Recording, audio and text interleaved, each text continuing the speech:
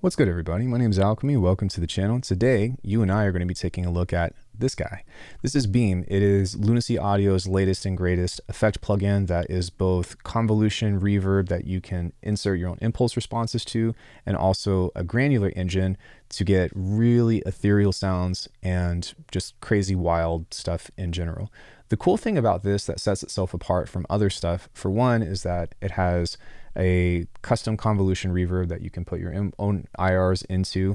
And then also you can have several instances of both the grains, the convolution reverb, and then also a filter that can go into multiple lanes if you want to as well. The filter includes a low pass, a band pass, and a high pass. And all of this stuff has modulation capabilities with random built into it via 2 LFOs and a macro. Now, before I go any further and talk about what this stuff can do and play you some sounds, it's really important that you all know that this is sponsored by Lunacy Audio. I've had a small hand with suggesting stuff within the development of this, and I've also made factory content for this plugin in particular. So sure, this is biased if you want to say so, but the thing is that when I was asked to partake in this, I was really interested in the plugin, and that's why I took that. But be your own judge, demo everything if possible, and just kind of use your best judgment. Now, the thing with this is that it is currently on sale for the intro price at $59. Later, it's going to be the regular price of $100. But I mean, let's check it out. It's really cool. Right now, I just have a sine wave. It's just a nice, easy pad. Let's go ahead and turn this on. I'm actually going to get rid of this one and hit trash. But let's take a listen to what this can do.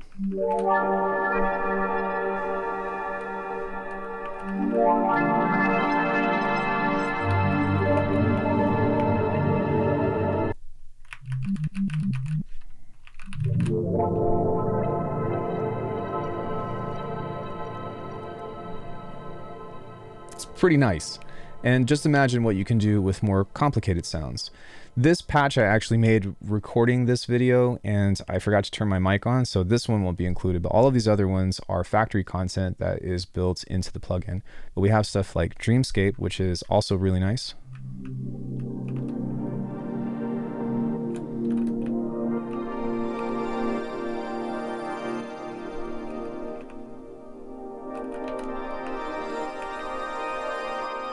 Now, I know that most of you all know me for my drums and bass design, but part of the reason why I really enjoyed working with this plugin was because it challenged me to make stuff that is very musical. So a lot of the presets that I've made personally have a lot of arpeggiators or just textural stuff that kind of enhance the experience with whatever is going on. For example, there is an antiquated, let me see where that is, an antiquated space debris. And this is something that is both texture-based and also has something that is still musical. So let's take a listen to that one.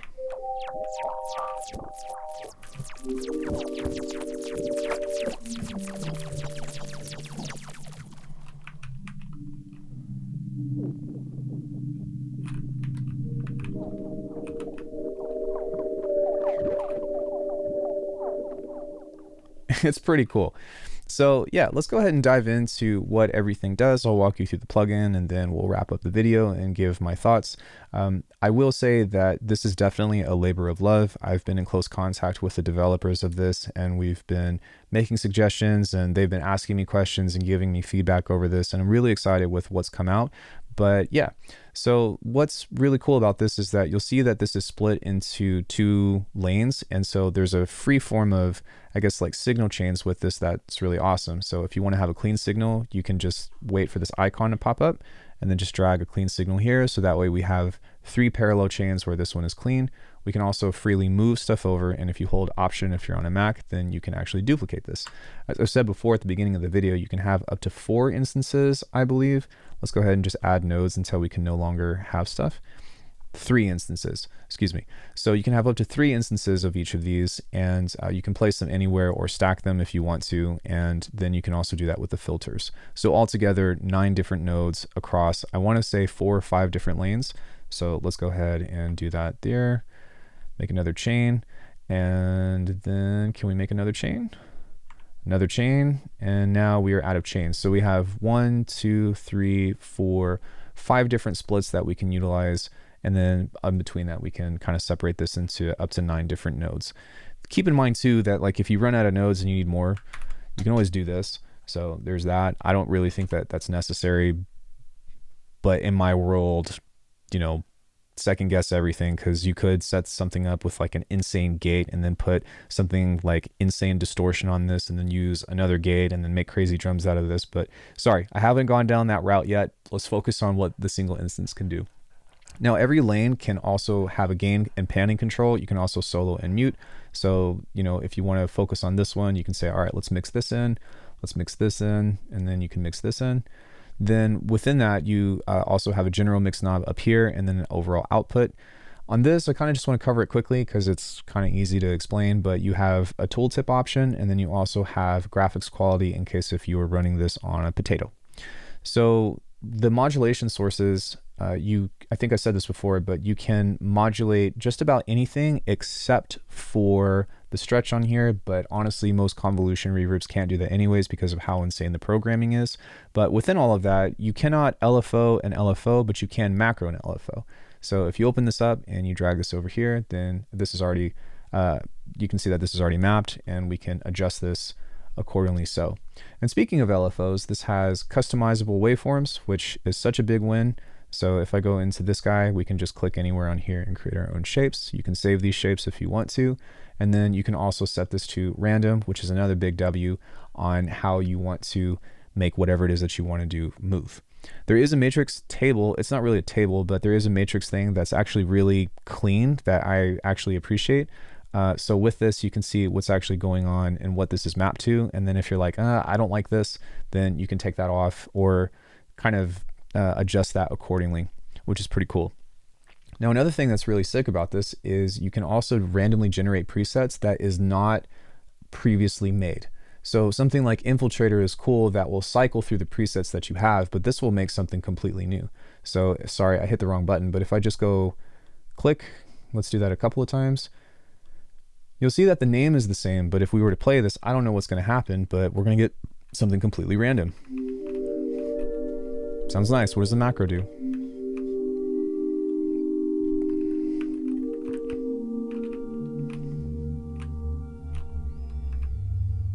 And if I'm not mistaken, I think that this actually has an algorithm built into it that it will make a new preset based off of, I'm not sure, I don't remember if it's what you have already or if it's through the preset bank that you have.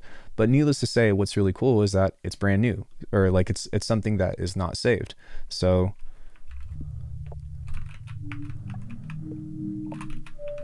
and again, we're just using sine waves. So you can see why I'm pretty jazzed about this, especially when thinking about how you can further process this in other means as well.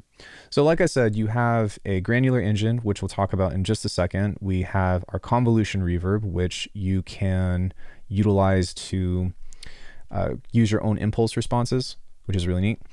And you have fades on here, you've got the stretch, then you can also modulate the mix of this with mix motion, I guess as they call it. You've got your LFOs that you can pull back up, you've got your random. If you turn the depth on, you'll see that this will modulate the depth of the mix and move about. And then also you can randomize the convolution, you can randomize the impulse response if you want to. That will drastically change the sound. Let me go into a default real quick, and we're just going to cut this lane off. So I'm going to use that trash can right there and just focus on the single instance. But let's go ahead and cycle through some of these and see how they sound. And what's cool about these impulse responses that are included is that they're really weird places. They have different names, so I can't really say where they're from or not, but they do a really awesome job at creating a really deep sense of space.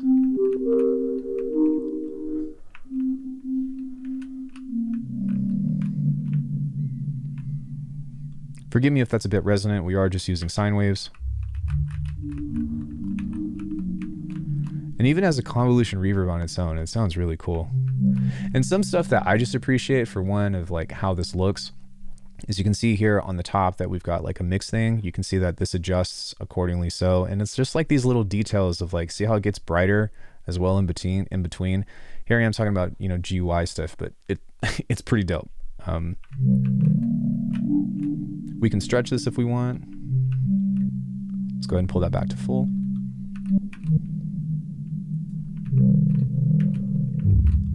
Let's pull that back to 10%. So it's cool how you can control the space in that way, and then also you've got pre-delay. Now, one of the really cool things about this, especially if you're familiar with something like Portal, is the new grain engine that we have built in. Now the grain engine, and as you can see on this as well, you see that this has a limiter. You can turn that on or off. That's actually new in the update. I didn't actually notice that, so big surprise on that front. The grain engine is kind of one of the big highlights of this as well, because you have up to 3 different grain engines that you can spread out across parallel chains. You can modulate them, and then you can also pitch them. And so as opposed to something like Portal has one granular engine. It does have, you know, like a grain delay or whatever built into it, but with this, the grain delay is kind of already part of it, if that makes sense. So we can shape the grain size and the rate here over on the left, and then you can see here that we can utilize this to just randomize, which does not utilize any of the LFO stuff if you want. So let's go ahead and set the shape to something that's like, there we go. So that way you can actually tell the difference. We can set this to +7 if we want.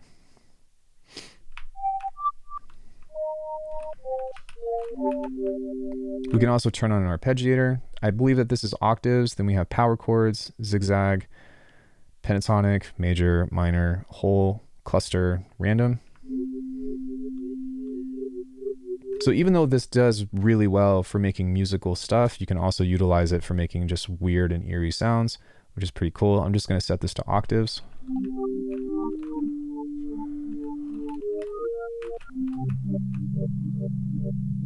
It's pretty nice. Let's go ahead and use the spray. You can see how it's kind of moving it around. We can set this to reverse, so that way it'll play back in a reverse manner. We can also detune it.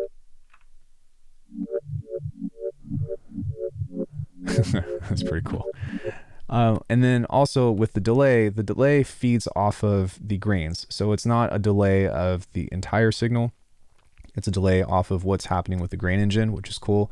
You also have some cuts with a low cut, high cut. You can create a band pass thing if you want to. And then with this, if you just want to utilize a grid style shape to control the delay time and the feedback, then you can. If you want to change the delay time to milliseconds, that's also available. And you can also, of course, like modulate the delay time and make it do cool stuff. But if we set something like this, maybe move this back, turn the delay up, then this should be relatively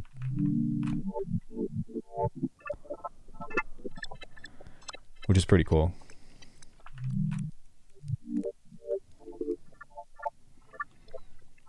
So I definitely want to make this spacey, so I'm going to click in an empty space and then grab a space now, and we can click on this guy. The Elvis plate is the default one, Cathedral of Echelion or something like that. I don't know how to exactly say that name, but take a listen to this.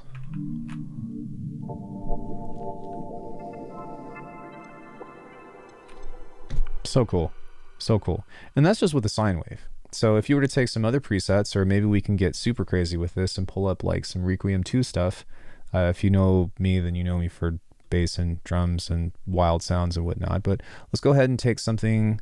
Maybe we'll use the Corrupted Capybara, and then we'll create a pluck out of this. And this should be a little bit more intense, and see what that sounds like.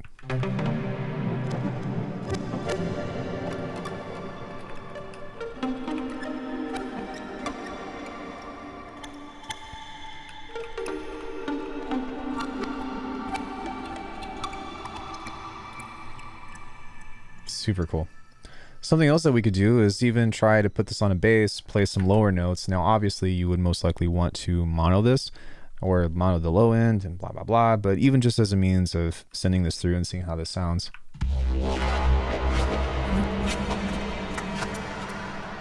So that works really well for intros. It works really well for bridges and stuff. If we just play this on its own, this is what it sounds like. So by utilizing the space of this,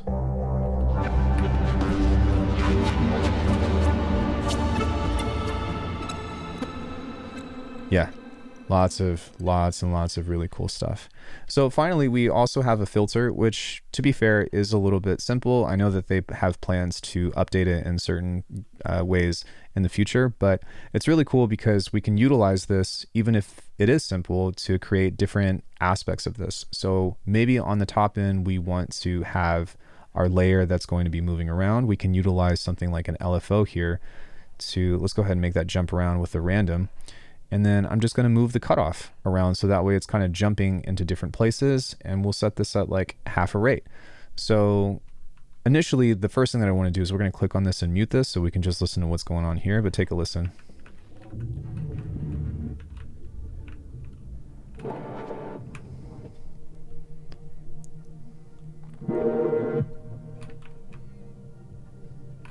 Let's go ahead and reorder this.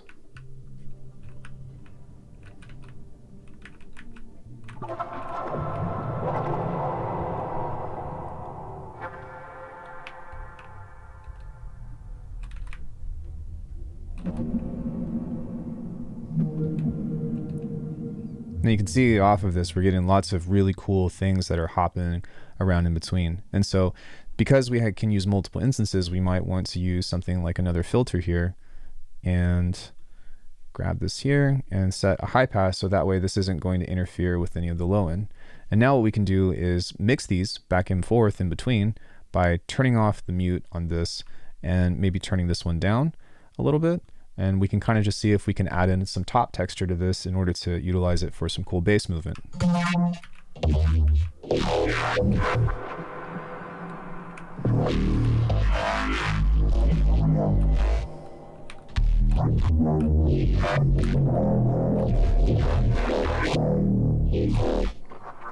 Now, full disclosure, if you see the CPU jumping up, that's because this patch that I have is absolutely insane. But even if we were to utilize, say, something like a square wave on here to where we can turn that down, add a small amount of distortion here, grab another filter to where we're only doing that on the low end. There we go. Then we can also play around with just some subtle movement on top. Now this might be a little bit too high, so maybe we can try everything below 100. Now it's starting to sound a little better. And then also with this grain engine, I'm going to turn this up to plus 24 and maybe change this to power.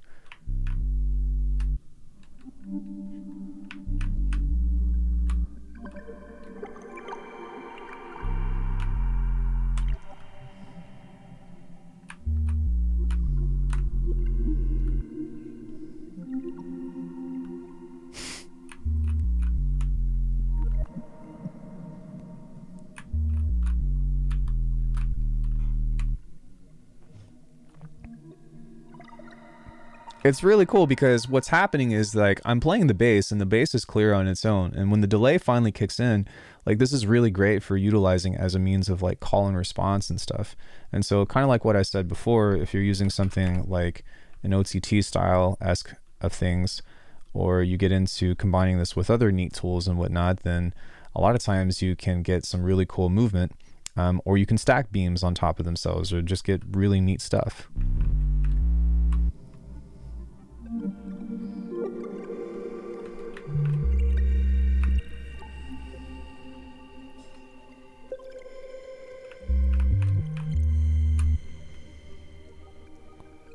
Sorry, I could listen to this all day.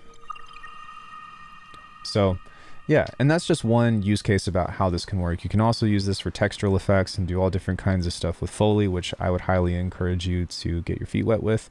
I'm going to leave a link in the description of where you can go directly to purchase something like this. But again, this is on sale for $59 for the intro price. And then later it's going to be on sale, or it's going to be marketed as 99 bucks.